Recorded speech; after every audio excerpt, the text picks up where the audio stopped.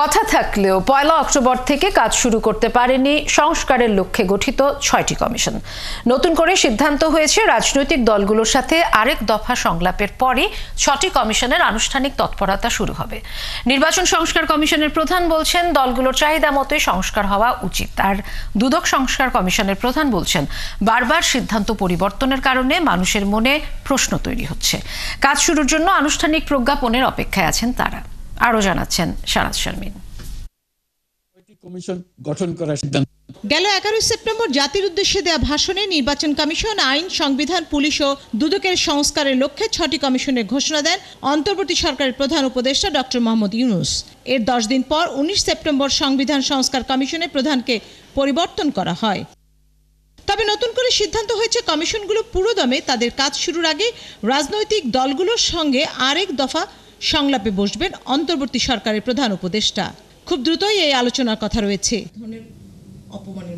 তবে বারবার সিদ্ধান্ত বদল করাকে প্রশ্নবিদ্ধ উল্লেখ করে দুদক সংস্কার কমিশনের প্রধান ইফতেখারুজ্জামান বলছেন রাজনৈতিক দলগুলো তাদের মতামত দিবে। তাদের কেউ কেউ কমিশন প্রধানের ব্যাপারে একমত নাও হতে পারেন, যা নতুন বিতর্কের জন্ম দিতে পারে। এখন যে আলোচনার কথাটা বলা হচ্ছে সেটি আরো আগে করা যেত। এই অর্থে এখন কি আলোচনা করবে, যেটি আলোচনার বিষয়বস্তু রাজনৈতিক দলের সাথে বা অন্য স্টেক হোল্ডারদের সাথে যেটা হবে যে এই কমিশনের যে গঠন করা হয়েছে, যাদেরকে নিয়ে গঠন করা হচ্ছে তাদের গ্রহণযোগ্যতা আছে কি নেই। এখন এই বিষয়টা যদি এখন সব রাজনৈতিক দলের সাথে আলোচনা সাপেক্ষে করতেই হতো, তাহলে সেটা কমিশন গঠিত হওয়ার আগে করে ফেলা হচ্ছে। এর বাইরে তো এখন রাজনৈতিক দলের সাথে আলোচনার কোনো খুব একটা বিষয় থাকার কথা নয়, কারণ সব রাজনৈতিক দলের নিশ্চয়ই মেনে নেবেন যে দুর্নীতি দমন কমিশনের সংস্কার দরকার। কোশ্চেনটা সম্ভবত যে যাদেরকে বলা হচ্ছে তারা সকলের কাছে গ্রহণযোগ্য কিনা। এখন এইখানে তো কমন মিনিমাম গ্রাউন্ড বের করাটা সম্ভব।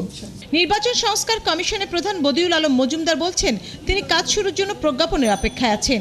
তার মতে দলগুলোর চাওয়া মতোই সংস্কার হওয়া উচিত। আমি মনে করি রাজনৈতিক দলের সাথে আলোচনার বিষয় হলো রাজনৈতিক বিষয়, যে আমাদের কাজটা হলো কারিগরি। তো সরকার প্রজ্ঞাপন জারির জন্য তারা প্রস্তুতি নিচ্ছে। আমি আশা করি যে শিগগিরই এটা জারি হবে। তবে রাজনৈতিক দলগুলোর সংস্কার প্রয়োজন, সেটি তারা কতটা মেনে নেবেন সে বিষয়ে সংশয় প্রকাশ করেন ইফতেখারুজ্জামান। নির্বাচন সংস্কারের যে রূপরেখা তার মধ্যে অন্যতম হবে রাজনৈতিক দলের সংস্কার। এখন এই কথাটি রাজনৈতিক দল কতটুকু মেনে নেবে। ঘোষণা অনুযায়ী আগামী 31 ডিসেম্বর মধ্যে কমিশনগুলো সরকারের কাছে তাদের প্রতিবেদন জমা দেবার কথা রয়েছে। সেটা কোনোদিন হবে কিনা সেটা নিয়ে প্রশ্ন। শারাজ শারমিন, ৭১, ঢাকা।